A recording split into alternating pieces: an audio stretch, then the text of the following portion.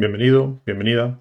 Seguimos con bases de datos. En esta ocasión lo que vamos a hacer es retroceder algo que habíamos visto por encima para verlo con más detalle. Vamos a hablar de la orden create table, create table, para crear tablas nuevas, y de paso comentaremos la orden para borrar tablas existentes, básicamente porque vamos a hacer pruebas, crearemos una, la borraremos, crearemos otra, la borraremos y así.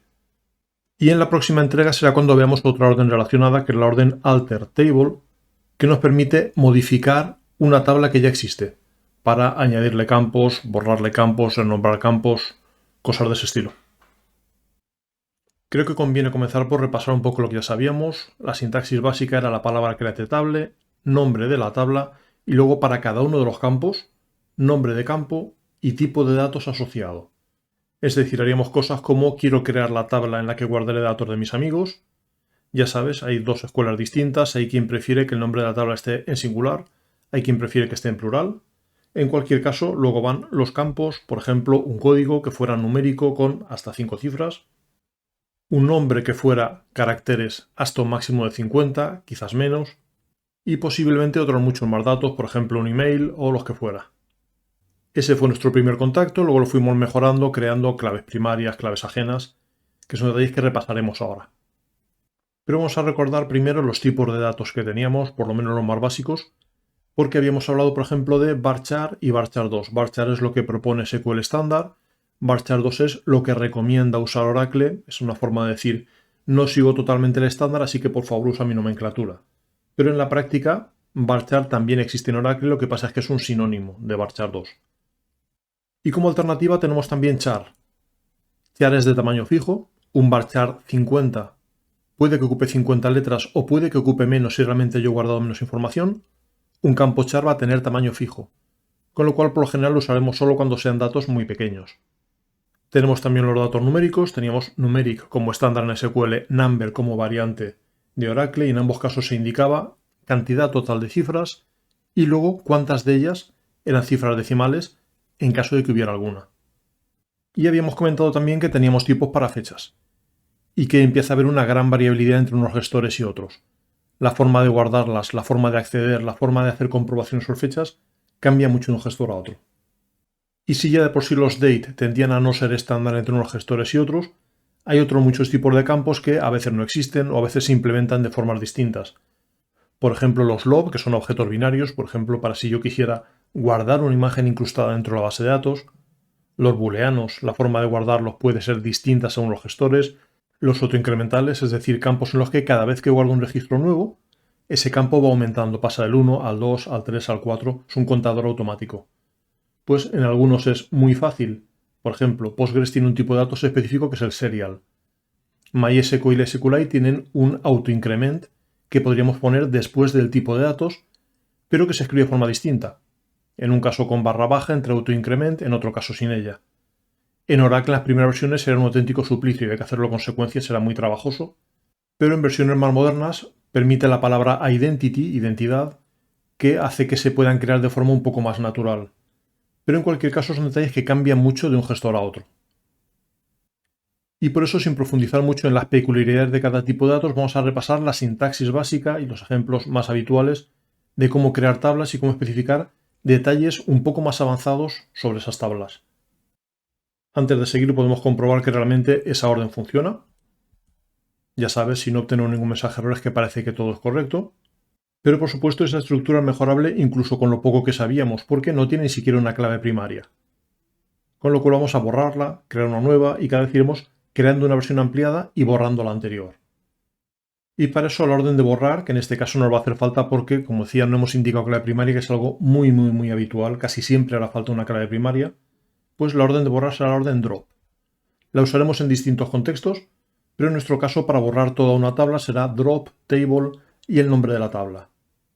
Como peculiaridad, si yo no quisiera borrarla del todo, sino vaciarla, eliminar los datos pero conservar la estructura, hay varias formas de hacerlo. Por ejemplo, la forma más sencilla es usar la orden delete, la orden delete. Diría quiero que borres de mi tabla de amigos y si no indico where, va a borrar absolutamente todo. Recuerda que la orden delete no se le indica ni asterisco ni nada por el estilo porque va a borrar el registro entero. Si indico where, le diré qué registros quiero borrar Si no, en un caso como este borraría absolutamente todos. Pero también está la alternativa de truncate. Truncate table lo que hace es eliminar todo el contenido de la tabla y conservar solo la estructura. Problema, no está en SQLite, sí que está en MySQL, en Oracle, en Postgres. Vamos a probar estas tres órdenes. Y para eso vuelvo a SQLite y si tecleo delete from amigos, insisto, sin asterisco, me vacía la tabla, que en este caso realmente no tenía nada, y la alternativa era truncate table. Es decir, quiero que trunques esa tabla y veremos que en el caso de SQLite nos dice esa orden no la conozco. En cualquier caso, para destruirla, cambiamos ese truncate por un drop y se elimina por completo. La sintaxis es esa. Como siempre, si no dice nada es porque ha funcionado. Y ahora podemos crear una versión nueva. Y esa versión nueva también la conocíamos. Vamos a añadir una clave primaria, hay varias formas de hacerlo. La primera alternativa es poner primary key después del campo que vaya a ser clave, con lo cual solo servirá si un único campo es clave primaria, no cuando sea una clave compuesta. En este caso diríamos quiero crear la tabla de amigos y la diferencia es que el código es numérico 5 y es clave primaria. Y el resto de campos estarían igual que antes. ¿Lo probamos? Y nuevamente esa sintaxis debería ser aceptable por casi cualquier gestor de bases de datos. Ya sabes, si no hay mensaje de error parece que está todo bien. Pero la sintaxis alternativa que también conocíamos ya es cuando mi clave es compuesta, está formada por varios campos, o bien incluso lo puedo hacer si fuera un único campo, como en este caso, es añadir al final primary key y entonces indicarle cuál es mi clave. Es decir, tendríamos mi create table, indico que hay un código pero aún no digo que es la clave primaria, indico el resto de campos y al final añado mi clave primaria, es ese código. Lo comprobamos destruyendo antes la inicial. Es decir, primero con drop table elimino la anterior y luego lo vuelvo a hacer con la sintaxis alternativa que, insisto, cualquier gestor debería admitir sin ningún problema. Y ya sabemos que Oracle tiene sus particularidades. Por una parte nos propone usar varchar 2 en vez de varchar. Nos propone usar number en vez de numeric. Y nos recomienda también que todas las restricciones, clave primaria, clave ajena y otras muchas que veremos, se indiquen al final como constraint. Eso la ventaja que tiene es que luego puedo hacer un select para saber qué restricciones tengo. En cualquier caso, nuestra tabla quedaría, pues, el código sería number en vez de numeric. Insisto, recuerda que por lo general Oracle aún así permitirá que uses la sintaxis, digamos, estándar. El nombre sería varchar 2 en vez de varchar. El email sería varchar 2. Y la clave primaria la indicaríamos al final como constraint e indicando un nombre para ese constraint. Y la política para los nombres es pk cuando es una clave primaria seguida por el nombre de la tabla, en este caso pk amigos como clave primaria de amigos. Es decir, la sintaxis sería algo parecido a eso. Algunos gestores, por ejemplo PostgreSQL, no la permitirían, no le gusta number, no le gusta varchar 2, pero SQLite sí. En SQLite esta sintaxis va a ser totalmente aceptable. Y por supuesto hay más posibilidades. Algunas que ya habíamos visto, otras que no. Por ejemplo, tenemos un unique para indicar que un campo queremos que no tenga duplicados, que sea único. Un not null para que no se puedan indicar nulos. Incluso un default para indicar cuál queremos que sea el valor por defecto cuando no se indique. Por ejemplo, yo podría hacer que en esa tabla de amigos, un campo concreto, por ejemplo el de correo electrónico, el de email, deba ser único, no acepte nulos y el valor por defecto sea desconocido. Vamos a comprobar qué implicaciones tiene eso. La sintaxis completa en este caso del orden create table sería esa, con el cambio en el email.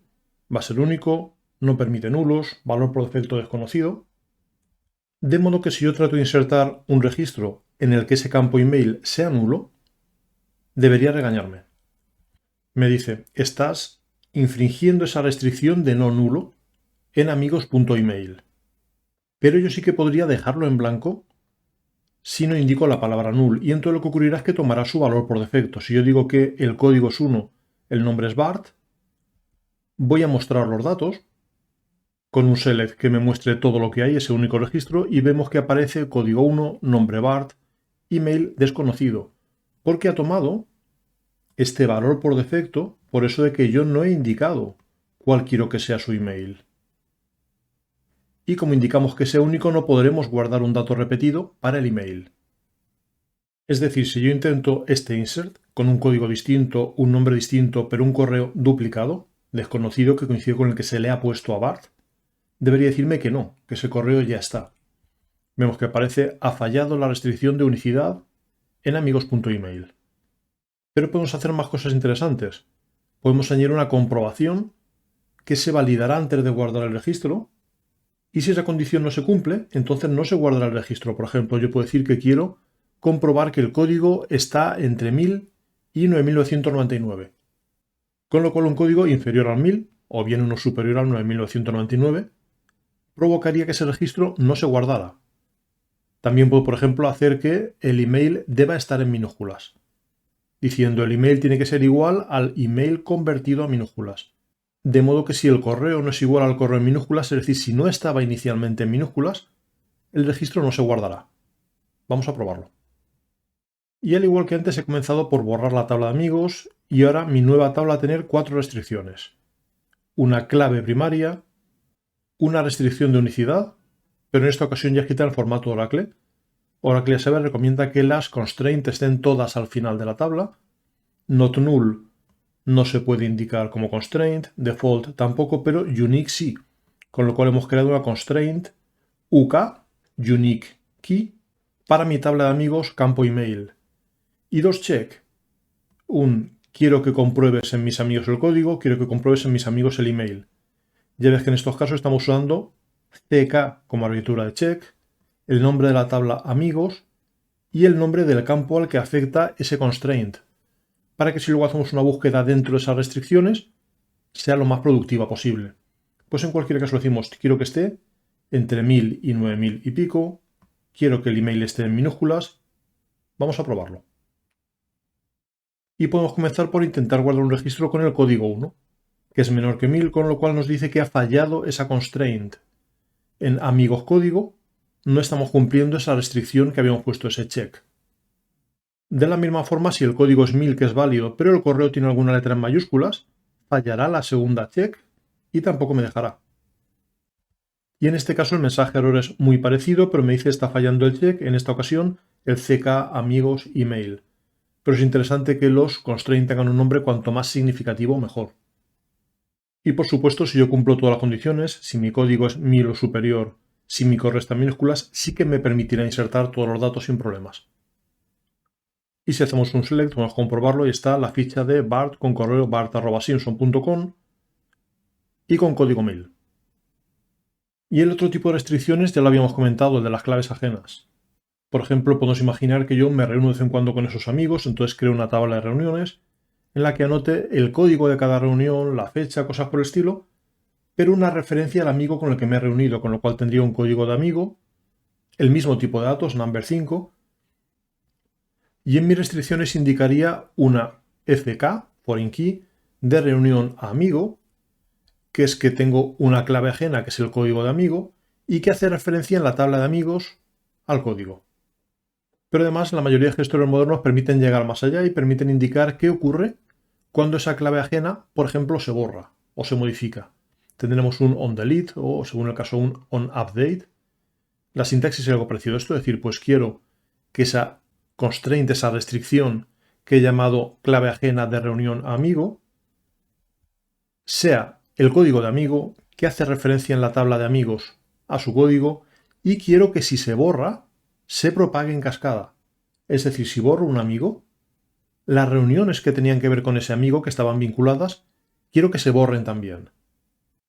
Hay más acciones posibles, los detalles dependen de cada gestor concreto, pero por ejemplo es muy habitual que haya un cascade de que ese borrado se propague en cascada, un set null de que las reuniones, como ya no existe ese amigo, lo que ocurra es que el código amigo se ponga a null. Y en ocasiones tengo un restrict o un no action, suelen ser sinónimos, que lo que hacen es que no permiten ese borrado. Es decir, si tengo reuniones con un amigo, no podré borrar la ficha de ese amigo. En Oracle, por ejemplo, no existe el restrict o el no action, pero es que es el comportamiento por defecto. Si un dato está vinculado a otros, no lo puedo borrar, a no ser que haya indicado el onDelete cascade. O sea, si se borra, propaga en cascada. Y no en el caso de Oracle, pero sí en el de otros como MySQL, tenemos también un onUpdate que se comporta de forma similar. Si yo añado onUpdate cascade, lo que va a ocurrir es que si cambio el código de un amigo, cambiarán los códigos en las reuniones que estaban asociadas con él. Y vamos a terminar con un par de detalles más. Por una parte, el hecho de que puedo crear una tabla a partir de datos que ya existen. En la mayoría de gestores tengo un create table as. Créame una tabla como esto que te voy a indicar y a continuación ponemos una select. Por ejemplo, en mi caso quiero que sea solo el código y el nombre, sin el correo electrónico, de mis amigos y además no quiero todos los registros. Quiero solo aquellos para los que el código sea menor que 2000. Vamos a probarlo. Sería algo así. Y si le digo que me muestre los datos de esos amigos mini, veremos que obtenemos el dato de Bart, pero sin correo. Porque no hemos recibido en ese select el correo, y su registro sí que está porque su código es inferior al 2000. Y como último detalle, la mayoría de gestores tienen un if not exists. Es algo que vendrá bien para si hago una copia de seguridad, luego la puedo recuperar y no solo me hará los insert de los datos, sino que incluso creará la tabla, pero solo si no está. Porque si la tabla ya está, podría provocar un error y que se interrumpiera todo ese volcado de datos. En cambio, el if not exists lo que hace es que si la tabla no existe, la crea, pero si la tabla existe no obtengo un mensaje de error y el proceso puede seguir con las siguientes órdenes. Es una orden que no está en Oracle, pero sí en otros muchos, está en SQLite, está en MySQL, está en PostgreSQL, y el uso sería algo parecido a eso. Quiero crear la tabla, si no existe, de amigos, y luego ya todas las declaraciones de todos los campos con su nombre y su tipo de datos. Hemos visto lo principal. Si quieres saber más, aún así aquí tienes las referencias oficiales de MySQL, de SQLite, de Oracle, de PostgreSQL, y en esas referencias encontrarás cosas como estas. Esta es la de SQLite y aquí está lo que sería el árbol de sintaxis. Puedo crear una tabla, si no existe, puedo indicar que es una tabla temporal, nombre de esquema, nombre de tabla, como un cierto select o una serie de columnas con quizás una serie de restricciones. Y aquí tenemos, por ejemplo, para ver qué es eso de la definición de columnas, que es nombre de columna y tipo, quizás restricciones, luego los detalles de cómo son esas restricciones. Y aquí tenemos detalles como que, por ejemplo, en SQLite, si yo quiero que un campo se autoincremente, lo que hacemos es indicar autoincrement después del nombre y después de primary key. Pues eso ha sido todo por esta sesión. En la próxima sesión veremos cómo modificar tablas ya existentes. En esta ocasión no tendrás ejercicios propuestos. Practica tú en la medida en la que consideres que esto te pueda resultar útil.